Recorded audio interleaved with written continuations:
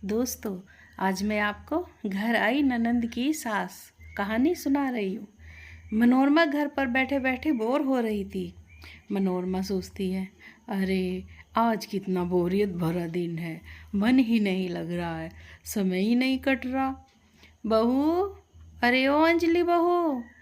अंजलि बोलती है, हाँ जी माँ जी। मनोरमा, बहू मेरे लिए एक कप चाय बना दे, अदरक और इलायची डाल दियो, और साथ में कुछ आलू की पकौड़ी भी बना के ले आ। अंजलि, जी माँ जी, अभी ला रही हूँ। अंजलि रसोई में चली गई। रसोई में अंजलि कहती है, अरे दिन कैसे कटेगा जब सारा दिन एक ही जगह बैठी रहोगी तो। अरे कुछ काम कर लेंगी तो टाइम भी पास होगा, पर यह है कि कुछ काम ही नहीं करती, बस मुझे ही सारा दिन कुछ ना कुछ काम बताती रहती है। कभी चाय बना दी, कभी कुछ कभी कुछ। अरे मना भी नहीं कर सकती ना, करना तो पड़ेगा ही सारा काम। अब देखो, इनको चाय पीनी है और मैं अच्छा भला आराम कर रही थी, मुझे उठाया चाय और आलू की पकौड़ी बनवाने के लिए। उसने फिर आलू की पकौड़ी बना के अपनी सासू माँ को दी। अंजलि, ये लीजिए माँ जी, चाय और पकौड़ी। मनोरमा कहती है, अरे बहू मैं तो बेहोत ही बोर हो रही हूँ, सारा दिन घर में बैठे बैठे मन ही नहीं लग रहा। मन तो ऐसा कर रहा है कहीं घूमने चली जाऊँ, पर जय भी यहाँ पर नहीं है, नहीं तो मैं उसे ही कह देती कि मुझे कहीं घुमा के ले आ। तभी अंजलि का फ़ोन बजता है। ये अंजलि की माँ का फ़ोन था। अंजलि, माँ कैसी हो आप? अंजलि की माँ सुनैना, मैं ठीक हूँ बेटी, तू बता कैसी है? अंजलि, मैं भी ठीक हूँ माँ। तभी मनोरमा, अरे तुम्हारी माँ का फ़ोन है, ज़रा मेरी भी बात करा दो बहू, बहुत दिनों से उनसे मेरी बात ही नहीं हुई। तब अंजलि ने फ़ोन अपनी सास को दे दिया।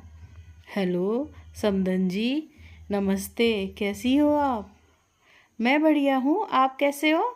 मैं भी बस सही हूँ। सुनैना, अरे क्या हुआ समधन जी, आप कुछ परेशान सी लग रही हैं?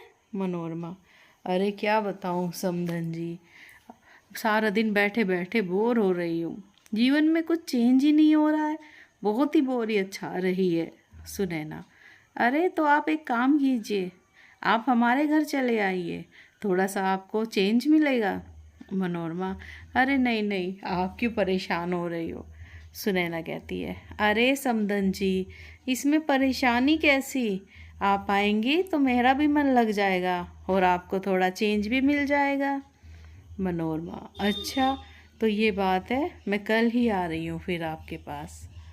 फिर मनोरमा ने फ़ोन रखा और अपनी बहू अंजलि से कहा, अरे अंजलि बहू, मेरा सामान बैग में रख दे, मैं तुम्हारी माँ के घर जा रही हूँ। अंजलि, ठीक है माँ जी, मैं अभी आपका बैग पैक कर देती हूँ और आपका टिकट भी करा देती हूँ।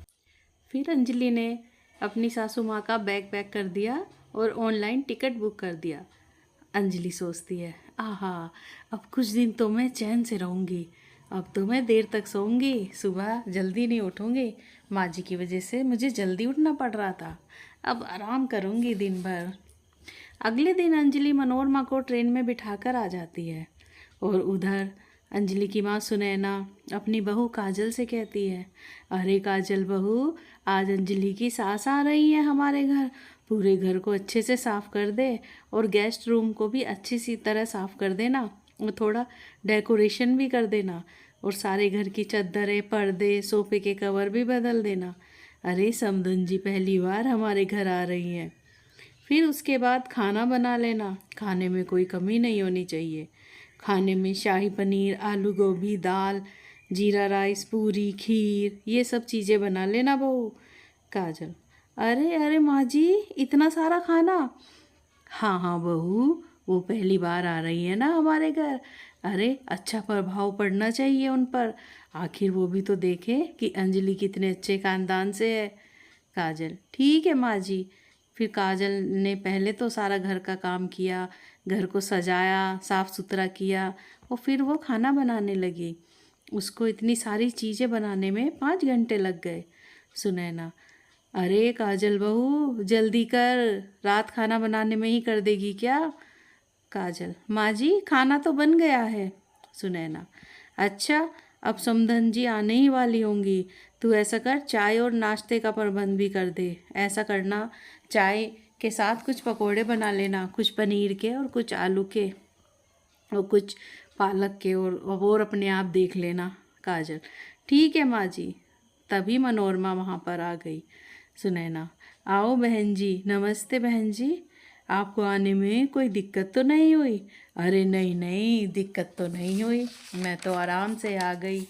तभी काजल ने उनके पाँव छुए और उन्हें प्रणाम किया। प्रणाम आंटी जी। जीती रहो बहू, खुश रहो। काजल, आंटी जी आप फ्रेश हो जाइए, पहले चलिए आपको मैं आपका कमरा दिखा दूँ, फिर आप फ्रेश होकर चाय नाश्ता कर लेना। फिर काजल उन्हें उनका कमरा दिखाने ले गई। उस कमरे की खुशबू, साज सजावट और सफाई देखकर मनोरमा मंत्रमुग्ध सी हो गई। मनोरमा, अरे वाह, काजल बहू ने तो इतना अच्छा घर सजा रखा है और कितनी साफ सफाई कर रखी है। कितना अच्छा घर लग रहा है, कितनी अच्छी खुशबू आ रही है। और एक मेरी बहू है, आलसी नंबर 1, कोई भी काम मन से नहीं करती। फिर मनोरमा मुंह हाथ धो के फ्रेश होके बाहर आई। तभी काजल उनके लिए चाय और पकोड़े लेके आई। उनमें पनीर के, पालक के, प्याज, आलू और गोभी के पकोड़े थे। मनोरमा देखकर हैरान रह गई। अरे वाह बहू, इतनी जल्दी तूने इतने तरह के पकोड़े बना दिए। तभी सुनैना, अरे बहन जी, मेरी बहू बड़ी फुर्तीली है, ये बड़ी फुर्ती से सारा काम करती है और जल्दी जल्दी करती है और हर काम सलीके से करती है। मनोरमा, हाँ बहन जी, वो तो मैं देख ही रही हूँ। बहू से तो आप इतना काम करवाती हो, और थोड़ा काम अपनी जरा बेटी को भी सिखा देते तो अच्छा रहता। सारा दिन सोती रहती है और आलस में भरी फिरती है। ये सुनकर सुनैना झेप सी गई। उन्हें ये जरा भी आइडिया नहीं था कि अपनी बहू से इतना काम कराना उन्हें ही उल्टा पड़ जाएगा और टोंट अलग से सुनने पड़ेंगे। तब सुनैना हंसते हुए, अरे वो क्या है ना बहन जी, एक ही बेटी होने की वजह से उसके पापा उससे कुछ भी काम नहीं करवाते थे। मनोरमा मनोरमा कहती है, काजल भी तो शायद अपने माँ बाप की इकलौती संतान है। हाँ जी आंटी जी, मैं भी एक ही बेटी हूँ। मनोरमा, अरे तो फिर तुम्हारे घर वाले तुमसे इतना ज़्यादा काम करवाया कि शादी के बाद भी तुम इतने अच्छे तरीके से घर संभाल रही हो? काजल, नहीं नहीं आंटी जी, ऐसा नहीं है। अच्छा आप लोग बातें करिए, तब तक मैं खाने को देख लेती हूँ और डाइनिंग टेबल पर लगा देती हूँ। सुनैना मन ही मन सोचती है, अरे चाय और पकौड़ों पर इसने इतने ताने सुना दिए, अब पता नहीं खाने पर क्या क्या कह देगी। थोड़ी देर बाद काजल, माँ जी, आंटी जी आ जाइए, खाना लगा दिया है मैंने डाइनिंग टेबल पर। मनोरमा, हाँ हाँ काजल बहू, और मैं थक भी गई हूँ, चलो पहले खाना खा लेते हैं, उसके बाद मैं आराम करूँगी। डाइनिंग टेबल पर आते ही मनोरमा, अरे बाप रे, इतना सारा खाना, आज रेस्टोरेंट से मंगाया है क्या? काजल, नहीं नहीं आंटी जी, ये सारा मैंने खुद अपने हाथों से बनाया है। मनोरमा, क्या, इतना सारा खाना तूने खुद बनाया है? और एक मेरी बहू है जिसको कि दाल रोटी भी ठीक से नहीं बनानी आती। तभी सुनैना, बहन जी आप थक गई हैं ना, चलिए आप खाना खा लीजिए और आराम करें, इसकी और बातें हम कल कर लेंगे। मनोरमा, फिर मनोरमा ने खाना खाया। उसने काजल की खूब तारीफ की। अरे बहू, खाना तो तूने बहुत ही स्वादिष्ट बनाया है, बड़े दिनों बाद इतना स्वादिष्ट खाना खाया है मैंने। अरे स्वाद स्वाद के चक्कर में मैंने ज़्यादा ही खा लिया। खाना खाने के बाद मनोरमा सोने अपने कमरे में चली गई। तभी काजल गर्म दूध हल्दी वाला उनके लिए लाई। आंटी जी ये लीजिए गर्म हल्दी वाला दूध पीजिए। मनोरमा, जीती रहो बहू। तभी काजल भी वहीं खड़ी रही। मनोरमा, अरे बहू बैठ जा, तू क्यों खड़ी है? काजल वहीं बैठ गई। फिर जब मनोरमा ने दूध ख़त्म किया और वो लेट गई, तब काजल उनके पैर दबाने लगी। मनोरमा, अरे अरे बहू ये क्या कर रही हो? काजल, वो आंटी जी आप सफ़र करके थक गई होंगी ना, लाइए मैं आपके पैर दबा दूँ, आपकी थकान दूर हो जाएगी। फिर काजल मनोरमा के पैर दबाने लगी और मनोरमा को नींद आ गई। अगली ही सुबह, अरे काजल बहू, तूने मेरे पैर दबाए तो मुझे बड़ी चैन की नींद आई। सुबह ही मेरी आँख खुली, मैं रात भर बहुत गहरी नींद सोई हूँ। मेरी बहू अंजलि ने तो आज तक मेरे पैर नहीं दबाए। सुनैना सोच रही थी, अरे मैंने तो इन्हें बुलाकर मुसीबत ही मोल ली है। जब से आई है मेरी बेटी की बुराई ही किए जा रही है। मैंने गलती की जो काजल से इनके सामने इतना काम करवाया। फिर काजल उन दोनों के लिए चाय बना कर ले आई। काजल, माँ जी नाश्ते में बताइए क्या खाएंगे आप लोग, क्या बना दूँ? सुनैना, बहू पनीर के पराठे बना ले। ठीक है माँ जी। तब काजल पनीर के पराठे बनाने चल दी। फिर आधे घंटे बाद ही काजल पनीर के पराठे बनाकर ले आई। उनके साथ उसने धनिया पुदीने की चटनी भी बनाई। उन दोनों को नाश्ता करा के फिर काजल ने घर में झाड़ू पोछा किया, डस्टिंग क्लीनिंग की, घर को साफ सुथरा कर दिया बिल्कुल चकाचक। ऐसे ही 5 दिन हो गए। इस दौरान काजल ने मनोरमा की खूब सेवा की और उन्हें अच्छी अच्छी चीज़ें बना के खिलाई। एक दिन मनोरमा, अरे बहन जी अब मुझे चलना चाहिए, काफ़ी दिन हो गए मुझे यहाँ पर आए हुए। सुनैना, अरे कुछ दिन और रुक कर जाइए बहन जी, 2-4 दिन में चले जाना। मनोरमा, अरे मैं जल्दी जाऊँगी तभी तो अंजलि यहाँ पर आएगी, वो घर को भी तो अकेले नहीं छोड़ सकते ना। सुनैना, हैं क्या कहना चाह रही हैं आप, मैं समझी नहीं आपकी बात। मनोरमा, अरे मैं घर जाकर अंजलि बहू को थोड़े दिन के लिए यहाँ पर भेजूंगी। काजल से कहना उसे ससुराल में रहने के और काम करने के तौर तरीके सिखा दे, और हाँ अच्छा खाना बनाना भी सिखा दे, घर को साफ़ सुथरा कैसे रखते हैं और अपने सास की सेवा कितना करते हैं और कैसे करते हैं ये सब सिखा दे। सुनैना, जी बहन जी जैसी आपकी मर्जी।